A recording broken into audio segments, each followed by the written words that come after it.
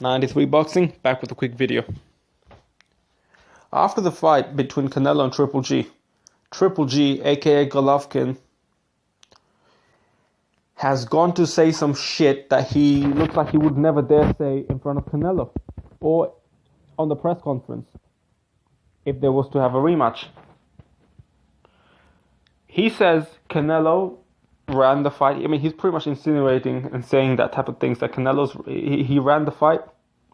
He did not want to fight. He didn't want to do no Mexican style. What else did he say? Yeah, but I think that's pretty much in the line of those things. That's what he said. And you know what? If you watch the fight and you still believe that, or you still say you believe that, you're either misinformed, lying, because you're a fanboy, or you're just misinformed,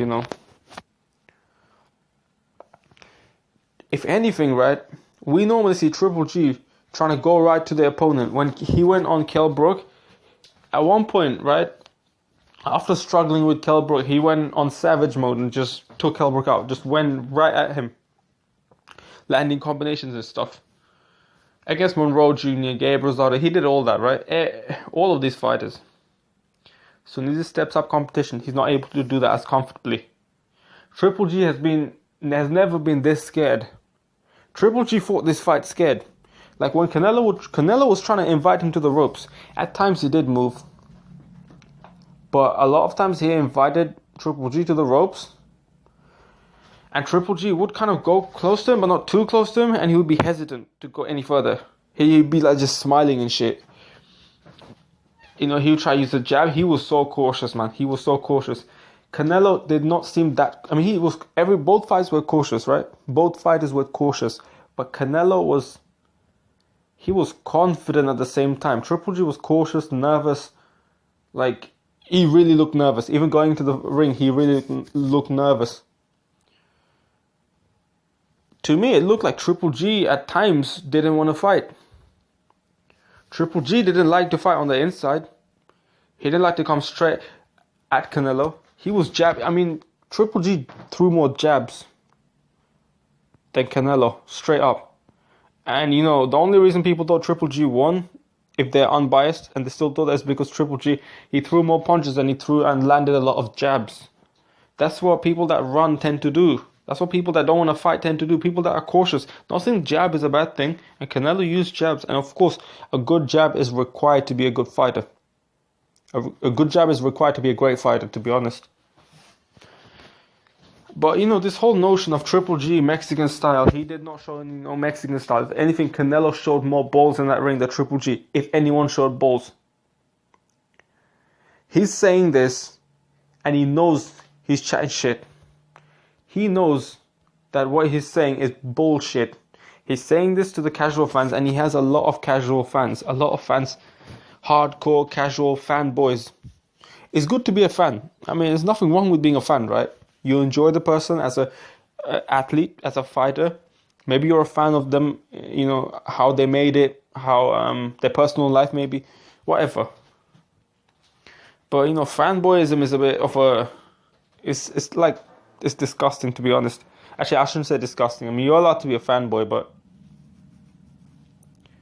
these die-hard fanboys, like, when your fighter is doing some bullshit, you still want to defend them. And you still would defend them without critiquing them, ever, even a little bit. Triple G is like... He's overrated now. I actually feel like in this fight, Triple G got exposed. Like, most people think, and people are gonna say that Triple G's, he won the fight. He should have won the fight. And the thing is, he is this boogeyman. He is this killer. He's this guy that can cut the ring off. He did not want to cut the ring off on Canelo. He was nervous throughout the fight.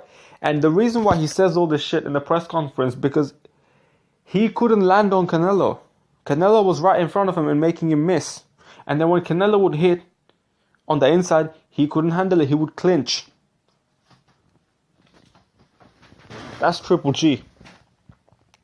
Triple G's power. We've been talking about Triple G's power, right? And all these channels that were talking about can Canelo handle Triple G's power? And I had the question as well. I'm not gonna lie. People were questioning Canelo's power, like it wouldn't carry up to 160.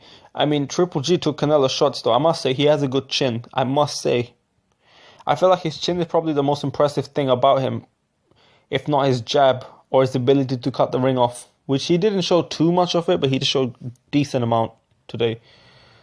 His power is not. I mean, his power is it is high. He's got power. He's got power, but not to the point, not to the amount of power that people thought he had. That's what happens when you step up competition. Remember, Conor McGregor was knocking out guys in the UFC. These guys couldn't take a shot. Now he goes into boxing and he couldn't even rock an old Floyd Mayweather. And Conor McGregor is this so-called KO artist.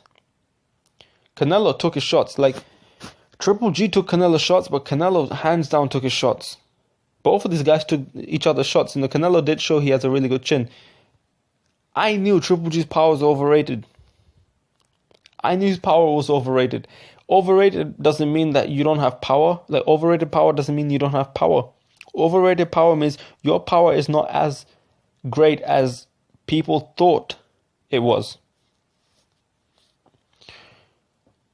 Canelo easily took his shots. And his fanboys, the way they were describing his power, Canelo would never be able to stand that power if that power was true. Danny Jacobs said his power is a myth. Canelo saying some similar shit to that. Guess what? This guy's exposed. His power is exposed. He's got power, but it's overrated. And you know how I knew that? This is how I knew that, right? He hit Kell Brook with 4 shots. I think at least 2-3 shots straight, and Kell Brook did not go down. And Kell Brook is, like, keep in mind, right? His gloves were probably checked in that fight, and that's what Travis Gotti said in one of his early videos, like 2016, right before the Triple G and Kell Brook fight. And I kind of suspected Triple G's gloves. Gabe Rosado talked about it. Andre Border talked about it. Few people talked about it, and his gloves do look dodgy. Abel Sanchez, who was also a trainer of Sergey Kovalev in the past, and Sergey Kovalev killed a man in the ring, and during that fight when he killed a man, there was no writing on his reps.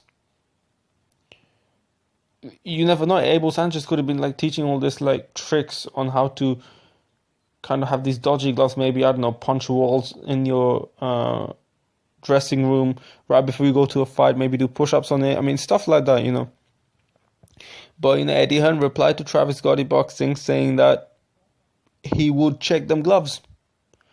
So he would check them gloves. And for me, when I heard that, I was like, wait a minute. What if Triple G's power is not as high as people think, and it's just because his power looks high just because he's wearing them dodgy gloves? What if that's true? What if? Because Eddie Hearn's now saying he's going to check his, all gloves will be checked and stuff. And next thing you know, and the fight took place. And Kell Brook, he got rocked initially. And Triple G has power, but the way Triple G was knocking other guys out, other middleweights or junior middleweights out, Kell Brook would have been down, man. Kell Brook is not... He doesn't have a granite chin at welterweight, in my opinion. I'm sorry if people disagree with that. Does he have a glass chin? No, but he's never really faced a puncher before Triple G, so we don't really know how good his chin is. He's been rocked by Senchenko. He's been hurt by Carson Jones. He's been hurt by some other guy who I think he has a less than 50% knockout ratio. He's been dropped by him. So he has been down, and I'm not trying to discredit Kell Brook in this video. I'm just saying, if Triple G has all that power, he should be able to drop him at least with 3-4 shots straight, taking shots to the chin. When that fight took place and when his face broke and everything, I thought to myself, maybe it's just Kell Brook. Maybe Kell Brook's face is structured that way, that he took those shots. And he was able to take those... maybe Kell Brook's face was structured that way, so that's why his face broke. And maybe he was able to take those shots because Triple G had those proper gloves this time. Guess what happened later? Errol Spence did the same thing to Kell Brook, what Triple G has done. And I said this. I was like, Errol Spence exposed Triple G. If a welterweight can do it, and Errol Spence is a puncher, he's a puncher. I'm not gonna lie, and he's got a high punch rate. But guess what? I was still convinced that Errol Spence is not the biggest puncher at welterweight.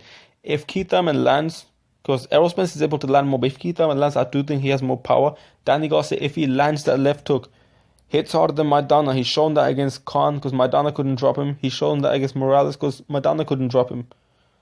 So, or at least he hits just as hard with good timing. So Kell Brook, like Errol Spence himself, I don't see him as big of he's to me not the biggest puncher at welterweight. He's not, but he's a puncher. He just has a high work rate. And you know, Triple G never really landed a hard left hook to the eye, as far as what I can remember. He landed left hooks to the jaw, to the, you know, kind of on the side of the jaw, to the, you know, he's landed jabs to the eye, but so you know, it was like weird that I've not seen a left hook to the eye. Maybe I'm wrong. For that reason, I kind of thought Kell Brook might just have a glass face, not in a disrespectful way, but just to kind of keep it short of what I'm trying to say, that Kell Brook's, that part of his face might be weak. And Errol Spence exposed Triple G. He did the same thing, and he's a welterweight.